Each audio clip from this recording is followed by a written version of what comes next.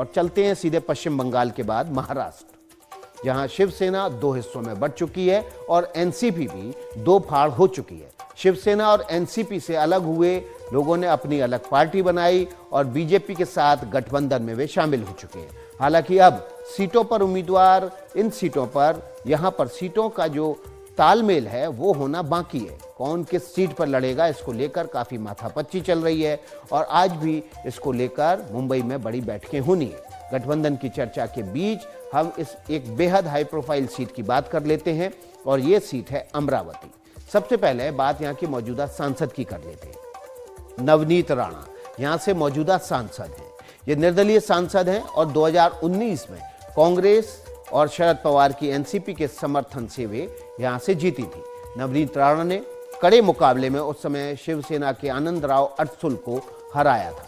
2019 में अमरावती में 11,13,000 से ज्यादा वोट पड़े थे और नवनीत राणा को 5,10,000 से ज्यादा वोट मिले थे। आनंदराव अडसुल को 4,73,000 वोट ही मिले थे। वैसे नवनीत राणा के पति रवि राणा बडनेरा से निर्दलीय विधायक हैं और उनकी अपनी पार्टी भी है। दोनों ने अप्रैल 2022 में मातोश्री के सामने हनुमान चालीसा पढ़ने की जिद की थी और उसके बाद उन्हें गिरफ्तार कर लिया गया था। काफी दिनों जेल में भी रहना पड़ा और इसकी वजह से वो राष्ट्रीय स्तर पर सुर्खियां बटोर पाए थे।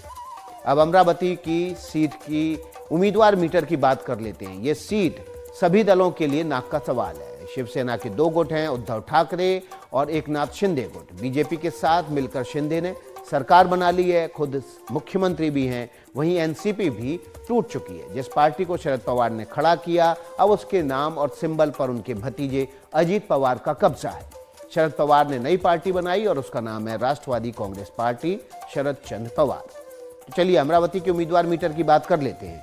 किसका नाम कहां से चल रहा है, ये कौन मजबूत दावेदार है, ये आपके सामने रख देते हैं। सबसे पहला नाम जो चर्चा में है वो है मौजूदा सांसद नवनीत राणा का।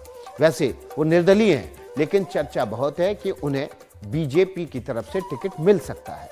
नवनीत राणा ने अपनी जो पार्टी बनाई है उसका नाम युवा स्वाभिमान पार्टी है, लेकिन ये माना जा रहा है कि उन्हें एनडीए की तरफ से इसी पार्टी से या फिर एनडीए की किसी भी पार्टी के सिंबल से चुनाव मैदान में उतारा जा सकता है। फिलहाल उनका टिकट आरएसी में है, यानी कि उनकी सीट पूरी तरह से कंफर्म नहीं हुई है। इसके अलावा एक और दावेदार है और वो दावेदार हैं खुद आनंदराव अडसुल, जिन्होंने नवनीत राणा के खिलाफ पिछली बार चुनाव लड़ा था और शिवसेना से भी लड़ चुके हैं। वो यहाँ से सांसद भी रह चुके हैं। शिवसेना में रहते हुए उन्होंने बड़ा कद्दावर नेता के रूप में नाम बनाया। एकनाथ शिंदे के साथ वो शिवसेना से टूटकर चले गए। अब बीजेपी और शिंदे शिवसेना के बीच इस सीट पर अगर करार होता है तो अगर शिंदे गुट के उम्मीदवार के हिस्से, शिंदे गुट के हिस्से ये सीट आती है तो क्या आनंदराव अडसुल यहाँ से उम्मीदवार होंगे, ये देखना होगा। इसलिए आनंदराव अडसुल का भी टिकट वेटिंग है। चलिए अब महाविकास अघाड़ी की बात कर लेते हैं। महाविकास अघाड़ी से कौन उम्मीदवार यहाँ पर आ सकता है, इस पर भी हम नजर डाल लेते हैं। और ये सीट अगर कांग्रेस के खाते आती है तो पहली पसंद बलवंत राव बानखेड़े होंगे। उनकी दावेदारी यहाँ से मजबूत मानी जा रही है। वे इसी इलाके की दरियापुर सीट से विधायक भी हैं। कांग्रेस से एक और मजबूत नाम है, वो है किशोर बोरकर का। कांग्रेस का ये युवा चेहरा है, एनयूसीआई से राजनीति की शुरुआत की और कांग्रेस के सक्रिय कार्यकर्ता है।